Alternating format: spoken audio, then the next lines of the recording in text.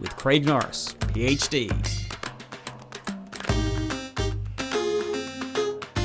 Okay, here we are, on Media Tackle with Craig Norris, PhD, and we're talking about everything in and around the world of media and pop culture here, and it's going to be a news update again. We're going to just go over some interesting news, material, oddities, unusual stuff, hopefully some stuff that'll be exciting that you may never have come across, or things which you'll look up later as intriguing little insights into what might be happening in and around the world of media and pop culture. Who knows? Who knows where this might end up? So, without any further ado, of course, it's been the exciting May the 4th Star Wars material recently, and what better thing to do than start with a little bit of a discussion of some Star Wars material. So I guess the story which came out as most interesting around Star Wars was one that Mashable picked up, talking about the much maligned movie The Last Jedi, which was the second by Rian Johnson of the new trilogy which came out, spearheaded by J.J. Abrams. And Last Jedi at the time copped a lot of flack for, a number of reasons. Personally, I quite liked it. I enjoyed the different take they had on that material, in terms of shifting from what you could say the classic Joseph Campbell mono-hero myth, where you simply have the singular hero who goes on the hero's quest, gets the boon of knowledge, and returns, to instead set up, a really interesting idea around a multiple myth that anyone and everyone can have this force power. Anyway, so recently there was a data crunch, a media data crunch that was done of some of the material around reviews, rankings and reviews of franchise movies in particular. And what was really interesting about this kind of convergence of data, and again, it's from a website called Uswitch. It was kind of a publicity campaign, I guess, for Uswitch, where they wanted to use a new metric which combines scores from IMDb, Rotten Tomatoes, and Metacritic, along with box office revenue and profitability. So they were kind of combining all of these key websites, which themselves often are super algorithms of other review spaces. So IMDb, Rotten Tomatoes, and Metacritic being three kind of catchment areas where popular culture movies mainly, but television and video games get reviewed. And their, score out of 100 or 10 gets kind of inputted. Then they looked at box office revenue and profitability. And what they were doing was looking at the 20 of the highest grossing movie franchises. And we'll just focus specifically here on the Star Wars ones. What was really interesting about the data around ranking the Star Wars saga in terms of all of its review data and box office sales was that, of course, A New Hope comes in at number one with a score of 8.48, and that out of 10 ranking is that kind of conversion from all of that data sets. So A New Hope comes out as the top ranked Star Wars film, not surprising, I guess, the original one. Then Empire Strikes Back from 1980, again, unsurprising. And then, interestingly, number 3 is The Force Awakens at 8.03. Interesting, because again, in the article they point out that might be somewhat inflated for The Force Awakens. Force Awakens, of course, was the new kind of relaunched Star Wars with J.J. Abrams, because it does take into account a lot of IMDb user ratings, which the Mashable website points out are notorious for being kind of lobby platforms for various internet mobs and fan groups, where they'll just try to game the system of IMDb user ratings as a collective to boost or penalize movies. So if you withdraw, if you don't include the IMDb ratings, then the fourth choice, which turns out to be Last Jedi, could even be bigger. So you have New Hope, number one, Empire Strikes Back, Force Awakens, and surprisingly Last Jedi. So for a film that was maligned, it's interesting that in terms of its critical ranking and popular ranking and box office receipts, it's 6.8 out of 10, which, again, does show that possibly there's something in Last Jedi which contradicts the negative reaction it had. The worst film from the Star Wars franchise is The Rise of Skywalker. 2019, that was the capstone of the new trilogy, and was pretty much universally panned. According to this metric, it's even worse than Attack of the Clones, which from the prequel trilogy was considered the worst of the prequel trilogy. So to read through the whole list, you got New Hope from 1977, Empire Strikes Back, then Force Awakens, and Last Jedi, The Revenge of the Sith, then Return of the Jedi, coming at number 6, Phantom Menace, Attack of the Clones, and then Rise of Skywalker 2019. So yeah, really intriguing how in critical fan culture they can reject a film, but then it statistically comes out as quite good. Just having a look at the U-Switch website. So this is a kind of best and worst sequel ranking.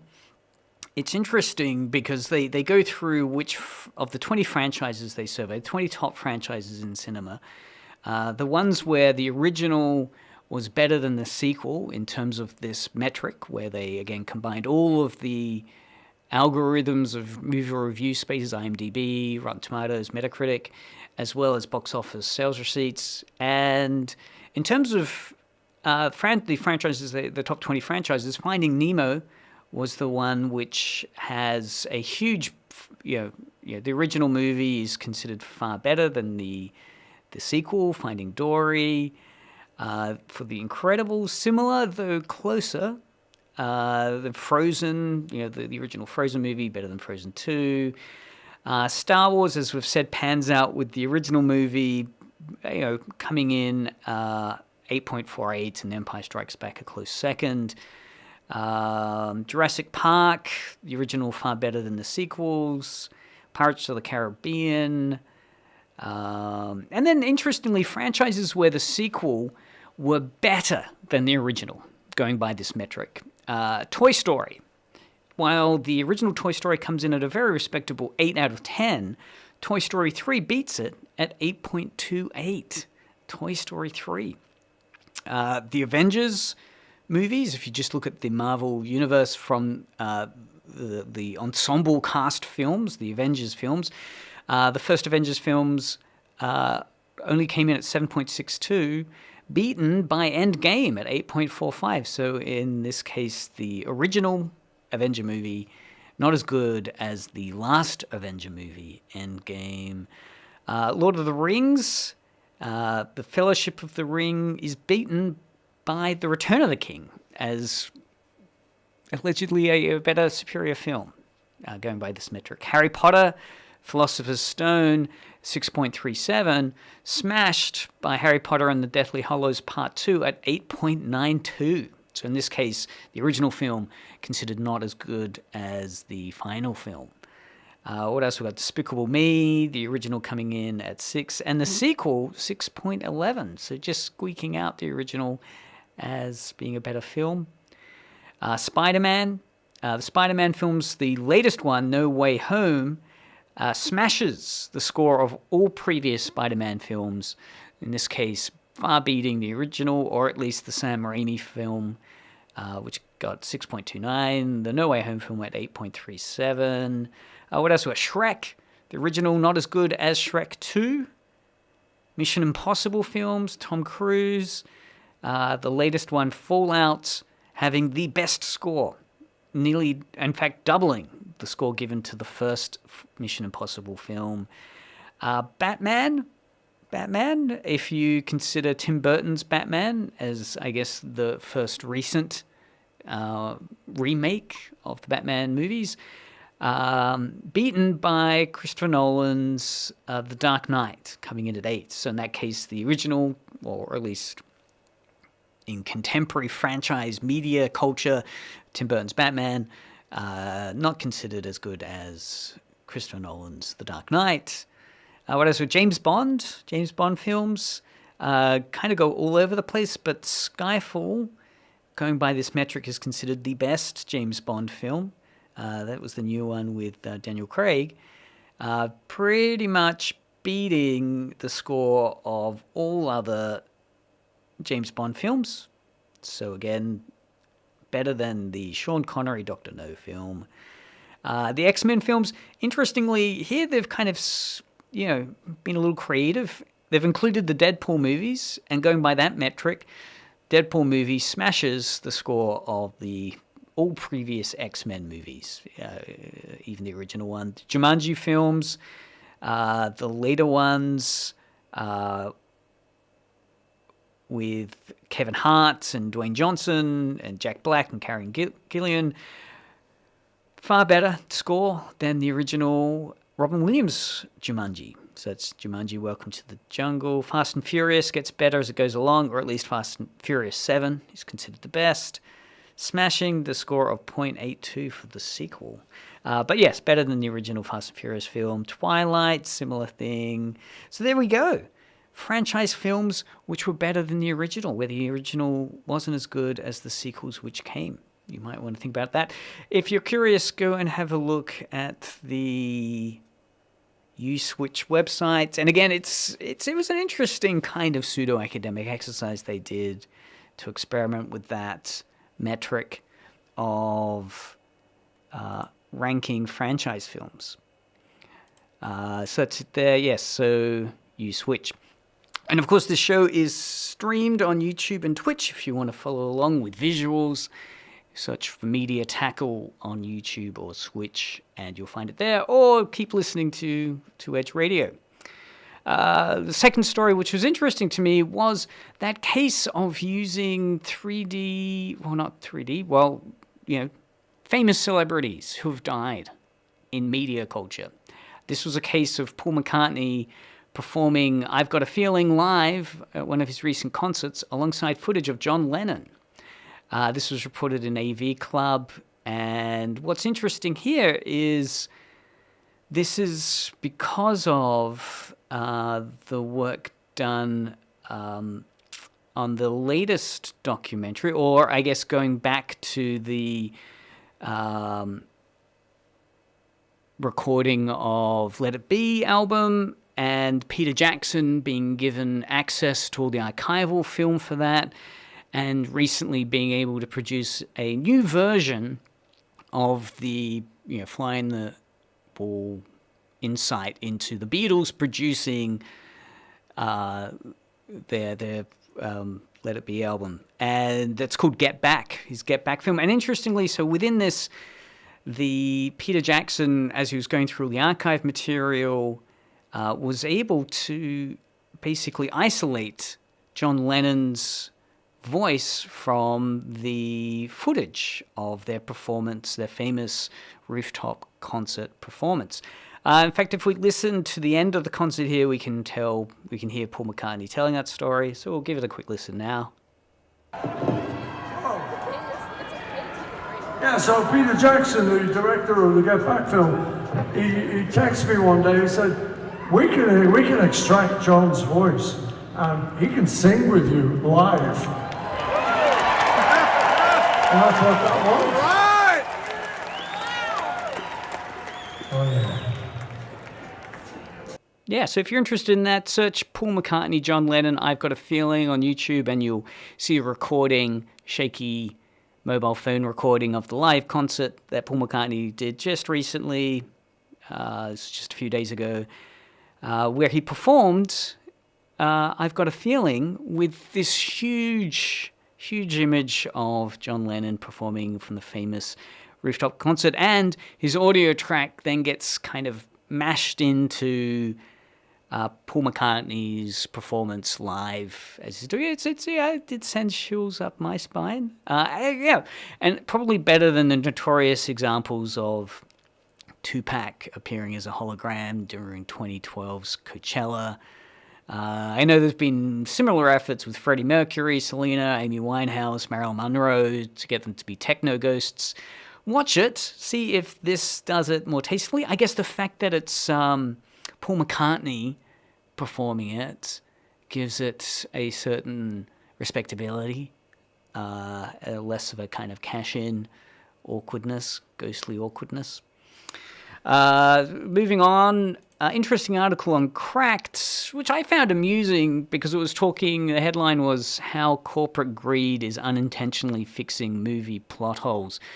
And I came across this, I was reading some assignment work from students at Adelaide University who are doing a project on paratexts. That's texts which are the kind of spin-offs of a media property. So, you might call the paratext of the Jaws film. Jaws is the mother text, but for many people they might have a stronger memory of the poster for Jaws, the image of the shark, kind of coming from beneath the swimmer that's on the top. Anyway, I'm sure people remember that poster.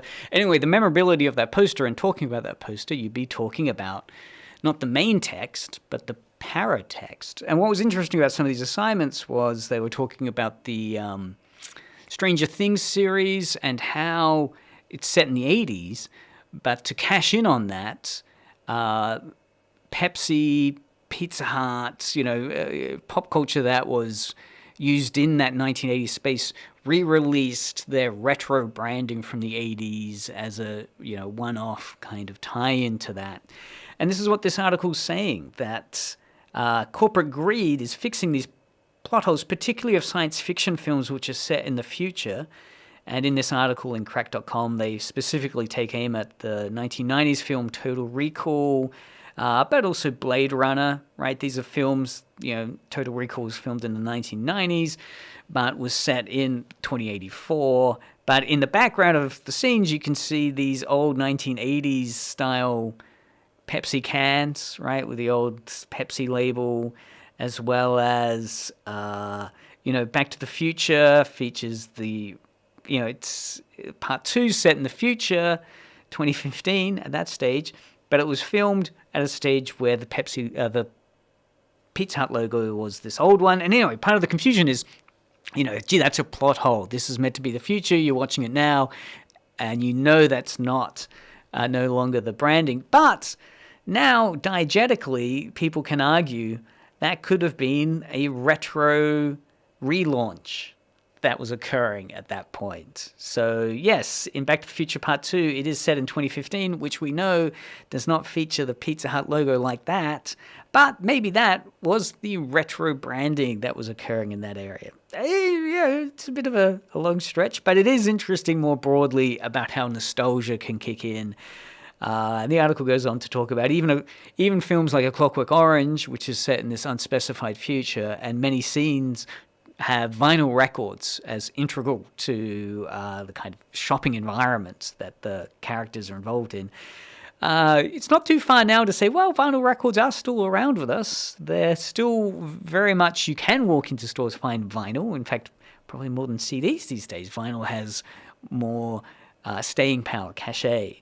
Even they were saying, Blade Runner, which features kind of previously defunct branding like Atari, has been brought back from the dead. There is now an Atari brand. I mean, it's been bought out, rebought, rebranded, but it does still exist. And, this kind of old nostalgia is driving it. And possibly for your CinemaSin movie critics out there, could provide diegetic excuse of how retro branding can occur in science fiction films still. Bringing it a bit closer to home, interesting article around video games now. 2 articles on Call of Duty series. Firstly, one looking at Activision blaming the disappointing sales of Call of Duty on World War II, which seems, a little odd, blaming the whole sale. I mean, they were basically, the Call of Duty series, one of the big successful first-person shooter series. The sales have just tanked on their latest Call of Duty game. And they're blaming it on World War II setting, saying everyone's tired of it. But it's interesting, actually, sometimes looking in the comments can be part of a very enjoyable debate of what might really be going on. Many people point to the fact that, Activision have really suffered a lot of, stasis, stagnation because of, getting new, failing to get new Call of Duties out, the fact that there's been a lot of toxicity around the treatment of staff and the exploitation of staff. The article kind of goes into the fact that maybe it's about workplace culture that's occurring there, being widespread sexual harassment and discrimination allegations and so forth. Intriguing. On I guess a brighter note for Call of Duty, it was interesting to see an article picked up by Eurogamer talking about the new anti-cheating system that's in online Call of Duty, where one of the ways they've tried to, penalize people that cheat is to have a anti-cheat system which involves a kind of cloaking measure. And basically it makes legitimate players who are playing Call of Duty's Call of Duty game appear invisible to those gamers which are cheating. So a cheating gamer will get detected by this system. I think it mainly involves the fact that they've used some damage shield system. So the anti-cheat measure called damage shield, which means a cheater's bullets won't do any damage to other players. They also won't be able to see other players at all as they log in. So it's interesting. I mean, some headlines have talked about how this cheat measure kind of turns everyone else into predators. If you remember that science fiction film where the predator character is kind of always cloaked, this kind of clever cheat measurement still lets cheaters play, but it means that they'll kind of probably rage quit, as they're quickly being killed by invisible assailants they can't find. It's a kind of creative way of dealing with cheaters. Ending up now, I always love finding really interesting articles about kind of mashups, fan appropriation. This one I loved. It's a hilarious deepfake, which has replaced the new Batman. So just recently we've had Matt Reeves's new film, The Batman, starring Robert Pattinson.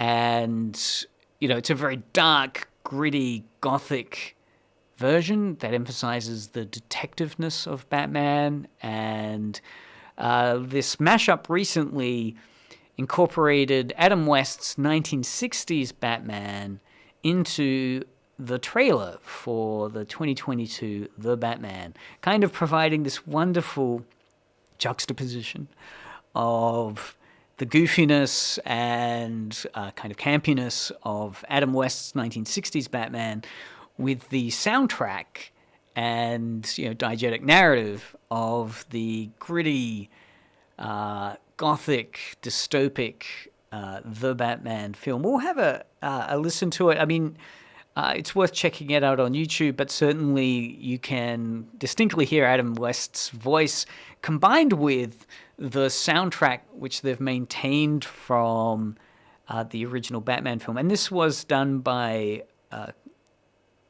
the team over at Corridor, who have done a whole series of really interesting clips on deep fakes, creating and manipulating CG within movies and cinema. But we'll have a quick listen now to a part of the trailer, and I think you'll quickly hear the juxtaposition they're pulling off between the 1960s Batman and the 2022 Gothic The Batman.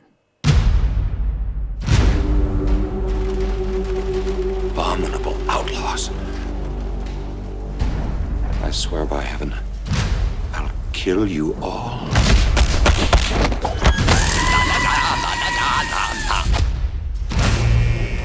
All adds up to a sinister riddle. Hello? Batman speaking. What kind of creature would gobble up a bird in a tree? The Penguin. How come Batman doesn't dance anymore? You grace us with your presence. The whole world in our grasp. Prepare Batcopter for immediate takeoff.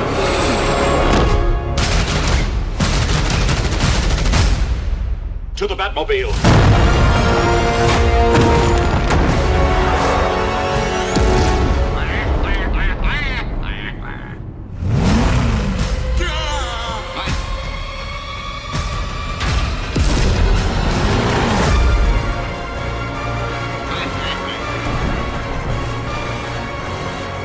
Some days you just can't get rid of a bomb.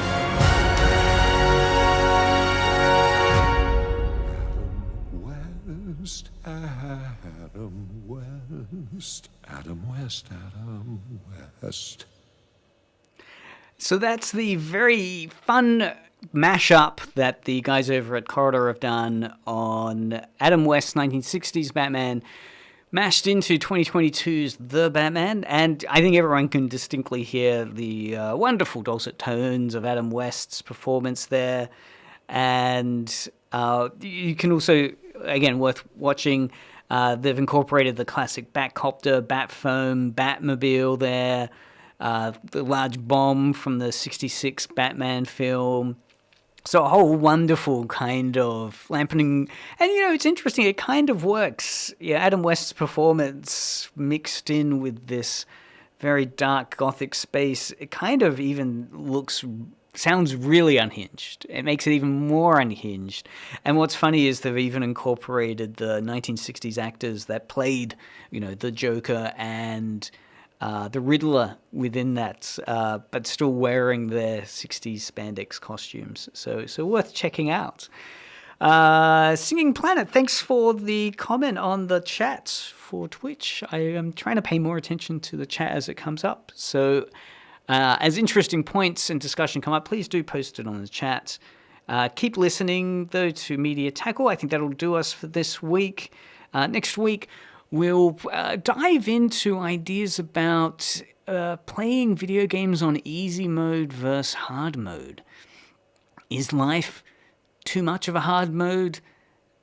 Therefore, video games should be easy mode to escape from the hard mode of life? I don't know. We'll be surveying some ideas, some interesting research that has come up talking about video games and failure and learning through failure, and the statistics around those people that prefer easy mode to hard mode. So all that coming up next week if you're looking to legitimize your easy mode gaming preferences or feel vindicated by the brutality of your hard mode existence. So listen in next week as we'll do a deep dive into video gaming on hard versus easy mode. That's been Media Tackle for another week. Again, I hope you've enjoyed the survey of some unusual and interesting material. Again, I hope everyone had a good May 4th for Star Wars. And yeah, have a look at that ranking of franchise films over at Uswitch. It's some interesting data there that's worth debating about which of the 20 franchise films the original was better than anything that came after. And then, interestingly, those films where the films that came after ended up being critically and financially better than the original. So keep listening to Edge Radio here. This has been Media Tackle with Craig Norris for another week. Signing off.